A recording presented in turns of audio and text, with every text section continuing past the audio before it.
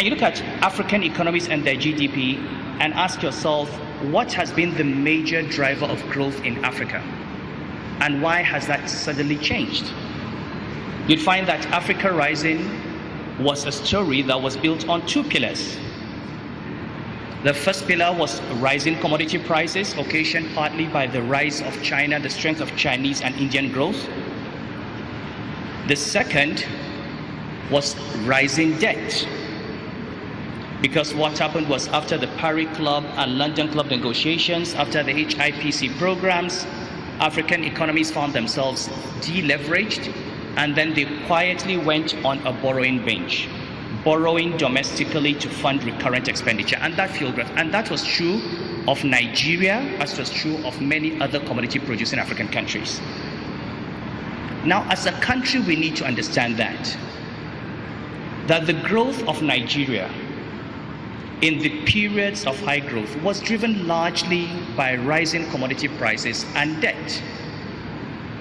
And that model has now reached the logical limits. The collapse in oil price has made that very obvious.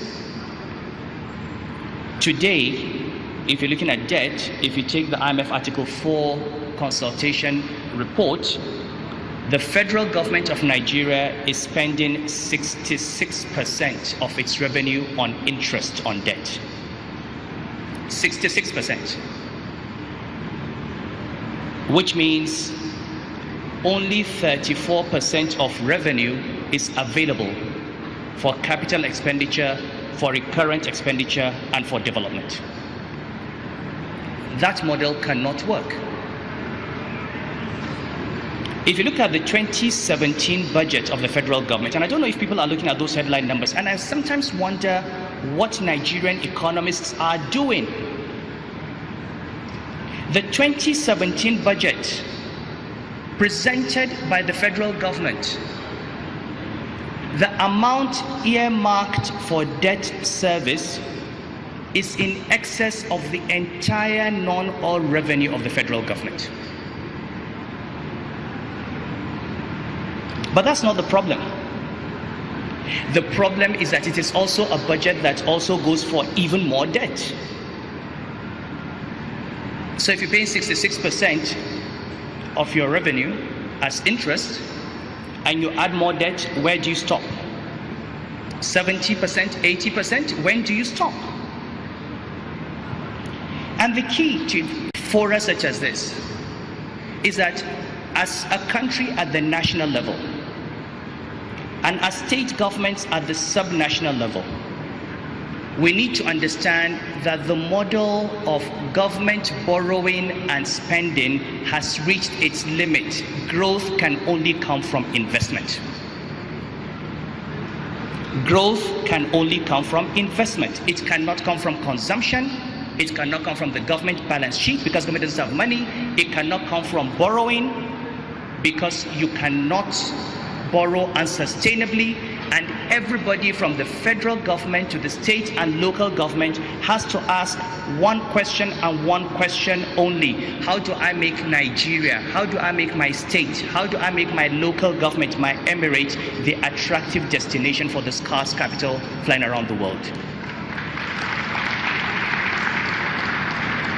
And I honestly do not think, either at the national or at the, and I have the head of NIPC here, I stand to be corrected, I don't think that that mindset change has happened.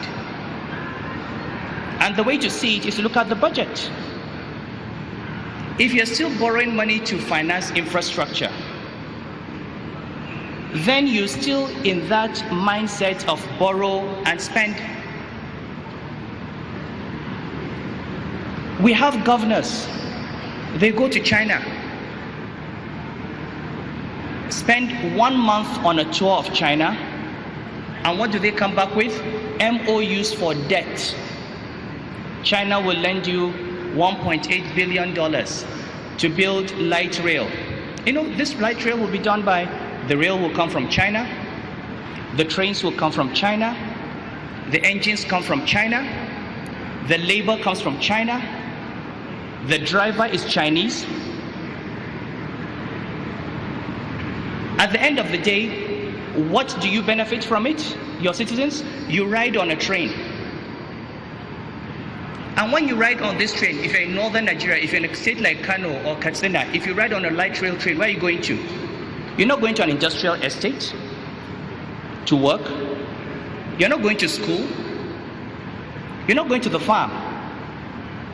You borrow money from China to invest in trains so that your citizens can ride on the train and go for weddings and naming ceremonies.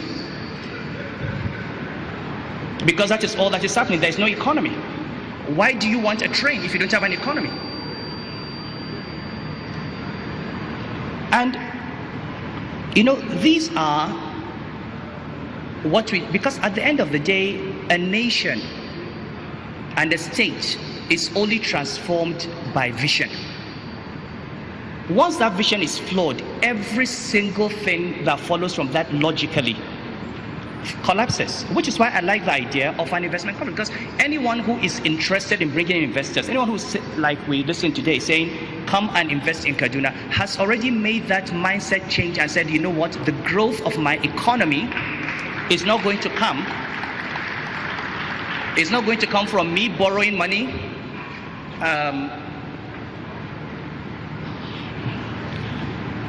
Sorry, this is Chinese silk, so let's just look at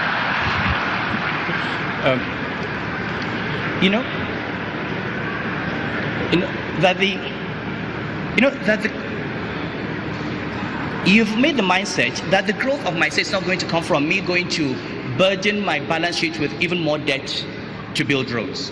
Why do you want the government to build power plants? Why do you want the government to build rail lines? If these rail stations, if this light rail is profitable, make it possible for a private investor to come and build it. Now, I say this because in northern Nigeria in particular,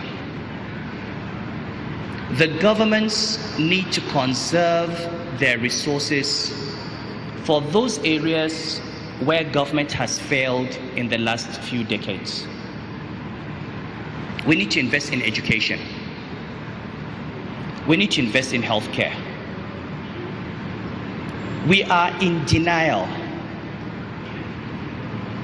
The Northwest and the Northeast, demographically, constitute the bulk of Nigeria's population. But look at human development indices. Look at the number of children out of school. Look at adult literacy. Look at maternal morbidity.